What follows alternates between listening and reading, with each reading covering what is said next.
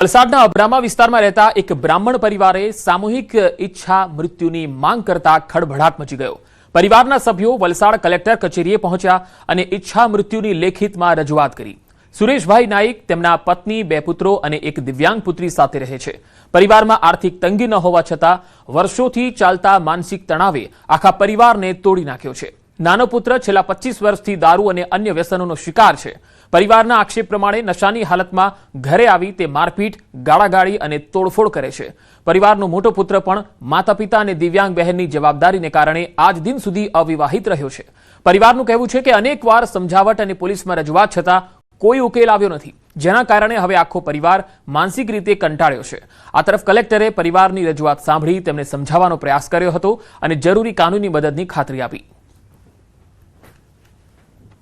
હું મારા નાના દીકરા માટે આવેલો છે, કંટાળીને ઈચ્છા મૃત્યુ માટે આવેલો છે। અમે સમસ્યા એ નાનો અમને 20 વર્ષથી અમે ભોગતા છીએ। ગાળમ ગાળ કરે, તોડફોડ કરવાની વાત કરે, મારવાની વાત કરે, એના લીધે પોલીસ કેસ કરેલી પછી એમને ગેરનો મેટર આમ કહીને જજ સાહેબે એને છોડી દીધો। ભારતના સંવિધાનમાં એવી કોઈ જોગવાઈ પણ નથી કે કોઈ એવી રીતે પોતાની ઈચ્છા મૃત્યુની માંગણી કરી શકે છે। એમના નાના દીકરા સાથે એમની જો સંઘર્ષ ચાલી રહ્યો છે એના માટે સિનિયર સિટીઝન એક્ટ હોય છે, એમાં શું કાયદાકીય જોગવાઈ થઈ શકે છે, એના માટે હું આજે મારો જો પ્રાંત વલસાડ છે પ્રાંતને હું એમને ઘર મોકલીશ અને એમના દીકરાને સમજાવવાનો પ્રયત્ન કરીશ। અને છતાં પણ જો ન માને તો જૂનો CRPC જો હતો એમાં કલમ 106 થી માંડીને 110 સુધી જો પાબંદ કરવાની જોગવાઈઓ હતી તો એનો પાબંદ કરવામાં આવશે અને છતાં પણ ન માને તો પોલીસ ફરિયાદ કરવામાં આવશે। રાજકોટ જિલ્લાના કોટડા સાંગાણી તાલુકાના નારણકા ગામ નજીક ફોરેસ્ટ વિસ્તારમાં મળેલી વ્યક્તિની હત્યાના કેસમાં પોલીસે પતિ પત્નીની ધરપકડ કરી। તપાસમાં સામે આવ્યું કે મૃતક વિજયદાસ દુધરેજિયા અને આરોપીની પત્ની વચ્ચે છેલ્લા 2 વર્ષથી પ્રેમ સંબંધ હતો, જેને લઈને આરોપી સુરેન્દ્ર પ્રસાદે પત્ની સાથે મળી હત્યાનું કાવતરું રચ્યું। ઘરે બોલાવી સ્ટીલના પાઇપથી હુમલો કર્યા બાદ દોરીથી હાથ પગ બાંધી કારમાં લઈ જઈ કુહાડી વડે ગળા પર ઘા મારી હત્યા કરવામાં આવી। રાજકોટ ગ્રામ્ય LCB અને કોટડા સાંગાણી પોલીસે CCTV ફૂટેજના આધારે આરોપીઓ સુધી પહોંચી હત્યામાં વપરાયેલ સ્ટીલનો પાઇપ, કુહાડી અને કાર કબજે કર્યા છે। મૃતક રિક્ષા ચાલક હતો અને પોતાના વૈવાહિક જીવનથી અલગ રહેતો હોવાનું સામે આવ્યું। હાલ પોલીસે આરોપી દંપતીની વધુ પૂછપરછ હાથ ધરી છે। તાત્કાલિક 2 આરોપીઓ સુરેન્દ્ર બિહારી પ્રસાદ અને રીતા સુરેન્દ્ર બિહારી પ્રસાદ નાઓને અટક કરવામાં તાત્કાલિક કરી અને કોટડા સાંગાણી પોલીસ સ્ટેશનને વધુ તપાસ માટે સોંપવામાં આવેલ છે। સ્વિફ્ટ કાર પણ કબજે કરવામાં આવેલ છે અને વધારે તપાસ ઊંડાણપૂર્વકની હાલમાં કોટડા સાંગાણી પોસ્ટ દ્વારા ચાલુ છે। મહેસાણા જિલ્લા માધ્યમિક શિક્ષક સંઘ દ્વારા વસ્તી ગણતરી કામગીરીમાં ઊભી થયેલી વિસંગતતા અને સર્વે કામગીરીના વિરોધમાં આવેદનપત્ર આપવામાં આવ્યું। શિક્ષકોમાં સિનિયર અને જુનિયરની ખોટી નિમણૂક તથા નિવૃત્તિને નજીક આવેલા શિક્ષકોને પણ કામગીરી સોંપવામાં આવતા અસંતોષ જોવા મળ્યો। ઉપરાંત ધોરણ 10 બાદ વિદ્યાર્થીઓના ડ્રોપઆઉટ સર્વેની કામગીરી પણ શિક્ષકોને સોંપાતા વિરોધ વ્યક્ત કરવામાં આવ્યો। સમગ્ર મામલે મહેસાણા જિલ્લા વસ્તી ગણતરી અધિકારી અને અધિક કલેક્ટરને આવેદનપત્ર આપી યોગ્ય કાર્યવાહી કરવાની માંગ કરવામાં આવી। વસ્તી ગણતરીની વિસંગતતા બાબતે આવેદનપત્ર આપ્યું છે। 4-5 મહિના કેટલાક શિક્ષકોને વાર છે, એવા નિવૃત્ત થતા શિક્ષકોને પણ વસ્તી ગણતરીનો આદેશ થયો છે, તો આટલી ગરમીમાં એમને આરોગ્યને જોખમ છે, તો એવા શિક્ષક મિત્રોને નો આદેશ રદ થાય અને એની જગ્યાએ બીજા કોઈ કામગીરી બીજાને સોંપાય એના માટેની અમારી એક રજૂઆત હતી। જે વસ્તી ગણતરી, ચૂંટણી અને ડ્રોપઆઉટ સર્વે એમાં હંમેશા અમારા શિક્ષકો સતત તૈયાર છે। આજ સુધીમાં ચીવટપૂર્વક કામગીરી કરી છે, અમે તૈયાર છે, પણ અમારી વિસંગતતાઓ દૂર થવી જોઈએ। પોરબંદરની જેવી ગોઢાણીયા પ્રાથમિક શાળામાં ફી બાકી હોવાના કારણે કેટલાક વિદ્યાર્થીઓને પરિણામ ન આપવાની ઘટનાએ વિવાદ ઉભો કર્યો। વાલીઓ ફી ચૂકવી શક્યા ન હોવાથી શાળા દ્વારા પરિણામ રોકવામાં આવ્યું હોવાનો આક્ષેપ થયો છે।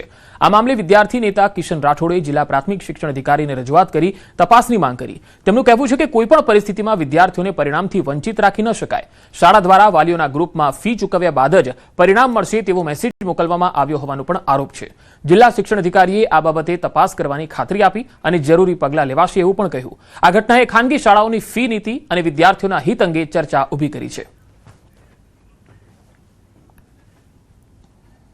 અને અત્યારથી જે એક દબાણ કરવામાં આવે છે કે આપ ફી ભરો તો જ આપને પરિણામ આપવામાં આવશે, ખરેખર આવો નિયમ પણ ક્યાંય હોતો નથી। તમે એક વિદ્યાર્થીનું પરિણામ કોઈ કારણોસર અટકાવી જ ન શકો, તેમને પરિણામ આપવું જ જોઈએ. તેમને એની મહેનત કરેલી છે, એનું પરિણામ તેમને મળવું જોઈએ. જે ગ્રુપો બનાવવામાં આવ્યા છે એમાં એવા મેસેજ કરવામાં આવે છે તો વાલીઓને જાણ કરવામાં આવે છે કે તમે ફી ભરશો ત્યારબાદ જ તમે પરિણામ માંગો છો. આ ખરેખર તો એવું લાગે છે કે તમે કોઈ ખંડણી માંગતા હોય વાલીઓ પાસે અને વિદ્યાર્થીઓ પાસે, એવું લાગી રહ્યું છે. એટલે આવી શાળાઓ સામે કાયદેસરના પગલાં લેવા જોઈએ. આ બાબતે શિક્ષણ અધિકારી સાથે પણ ટેલિફોનિક વાત કરી છે કે સરકારનો હાલ પૂરતો તો નિયમ એવું છે કે કોઈ પણ વ્યક્તિની ફી બાકી છે તો એ ફી બાકી હોય કે બીજું કોઈ હોય એના કારણે એની એલસી કે એનું પરિણામ છે રોકી શકાતું નથી. અને આવું હોય છે તો એનો રિપોર્ટ અમે જે છે અમારા નિયામક સાહેબને મોકલી આપીએ છીએ. કોઈ પણ શાળા આવું જો કરતી હોય તો વિના સંકોચે તમે અમને લેખિતમાં તમારા આધાર પુરાવા સાથે અમને આપો, જેના કારણે અમે એ શાળા ઉપર તપાસ પણ કરીશું અને જો એ તથ્ય જણાશે તો એના ઉપર અમારા જે કાયદાકીય જે જોગવાઈ અનુસાર કામગીરી કરવાની છે એ પ્રમાણે અમે એક્શન લઈને અમારી વડી કચેરી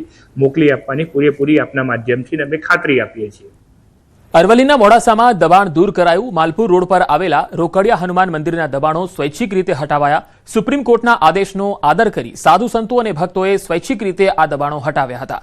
વિસ્તારના અન્ય દબાણો પણ સત્વરે દૂર કરવાની સ્થાનિકોએ માંગ કરી હતી.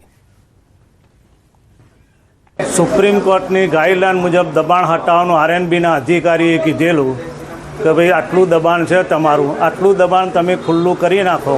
આજે જાતે પ્રક્રિયા અમે જાતે હાથ ધરેલી છે સુપ્રીમ કોર્ટની ગાઈડલાઈન મુજબ. અમદાવાદના શાહીબાગમાં એએમસીની મોટી કાર્યવાહી. નમસ્કાર સર્કલ પાસે પ્રી મોન્સૂન કામગીરી દરમિયાન એએમસીની ટીમે સવારના રાઉન્ડ દરમિયાન ગેરરીતિ ઝડપી પાડી.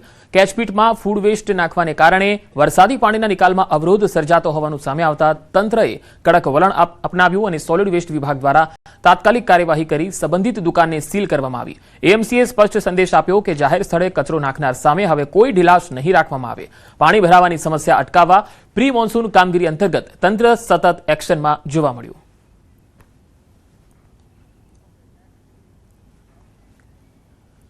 અમદાવાદના ભાડજ ગામમાં પીવાના પાણીની સમસ્યાએ ગંભીર સ્વરૂપ ધારણ કર્યું છે. ગામમાં સપ્લાય થતું પીવાનું પાણી દુર્ગંધયુક્ત આવતા સ્થાનિકોમાં ભારે નારાજગી છે. લોકોએ જણાવ્યું છે કે પાણીમાં દુર્ગંધ હોવાના કારણે તેનો ઉપયોગ કરવો મુશ્કેલ બન્યો છે. દૂષિત પાણીના કારણે હવે ટાઇફોઇડ, કોલેરા સહિત પાણીજન્ય રોગચાળો ફાટી નીકળવાની દહેશત પણ લોકોએ વ્યક્ત કરી. વારંવાર રજૂઆતો છતાં સમસ્યાનો ઉકેલ ન આવતા ભર ઉનાળે નાગરિકો વલખા મારવા મજબૂર છે. સ્થાનિકોએ તાત્કાલિક પાણીની ગુણવત્તાની તપાસ કરી સ્વચ્છ પાણીની વ્યવસ્થા કરવાની માંગ કરી છે.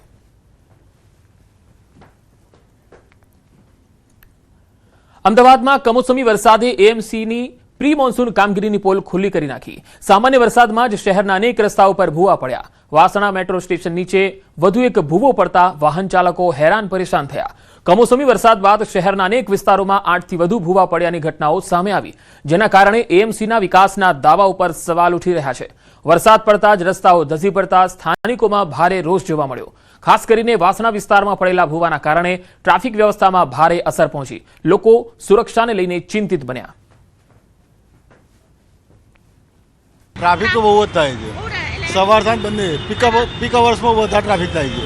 કંઈ ખબર નથી ને બહુ જ ખરાબ હાલત છે. ઘણી બધી જગ્યાએ આવા બધા ભૂવાઓને વચ્ચેના આડા રસ્તે પડ્યા છે. લોકોને ટ્રાફિકની પ્રોબ્લેમ છે પણ કોર્પોરેશન કંઈ જ કરતું નથી. કે ખબર જ નથી પડતી કે ભાઈ શું થશે. પણ જ્યારે પીક અવર્સ હોય છે ત્યારે તો અહીંયા એટલી બધી જામ હોય છે કે લોકો નીકળી બી નથી શકતા અને ટાઈમે ઘેર પણ નથી પહોંચી શકતા. મે મહિનામાં આવેલા ભારે પવન સાથે કમોસમી વરસાદને કારણે તંત્રની પોલ ખુલી ગઈ છે. છેલ્લા 10 દિવસની અંદર 8મો ભૂવો છે તે અમદાવાદના વાસણા વિસ્તારમાં પડ્યો છે. વાસણા વિસ્તારમાં મેટ્રો સ્ટેશનની નજીક આ પ્રકારે ભૂવો પડતા ટ્રાફિકની સમસ્યા છે તે સામે આવી છે. પ્રી મોન્સૂનની કામગીરીની પોલ પણ ખુલી ગઈ છે અને તેને કારણે ખાસ કરીને શહેરીજનોને પરેશાન થતા જોવા મળી રહ્યા છે. ભૂવાને કારણે આસપાસના વાહન ચાલકો અને રાહદારીઓને મોટી મુશ્કેલી પડી રહી છે. તંત્ર દ્વારા ભૂવાની આસપાસ હાલ બેરિકેડિંગ તો લગાવી દેવામાં આવ્યું છે, પરંતુ તેને કારણે મુખ્ય માર્ગ ઉપર ભૂવો પડવાને કારણે આપ જોઈ રહ્યા છો કે ટ્રાફિક જામની સમસ્યાથી લોકો પરેશાન થતા હાલ જોવા મળી રહ્યા છે.